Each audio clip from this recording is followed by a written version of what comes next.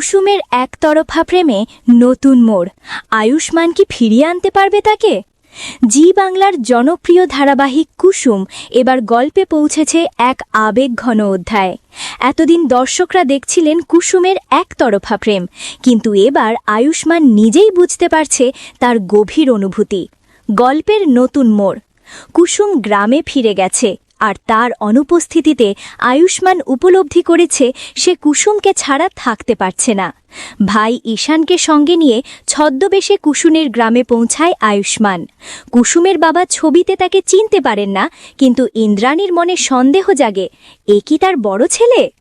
দর্শকদের কৌতূহল। প্রোমো দেখে দর্শকদের মনে প্রশ্ন। ১. ইন্দ্রাণী কি সত্যি বুঝতে পারবেন ছদ্মবেশে থাকা ছেলের পরিচয়? ২. কুসুম কি আয়ুষ্মানের ভালোবাসা গ্রহণ করবে? ৩.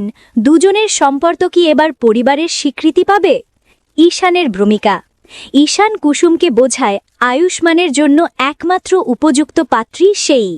ফোনের ক্যামেরায় আয়ুষ্মানের ছবি দেখিয়ে ঈশান কুসুমকে তার ভাইয়ের ভালোবাসার কথা জানায়। দীর্ঘদিন ধরে দর্শকরা কুসুমের একতরফা প্রেম দেখছিলেন।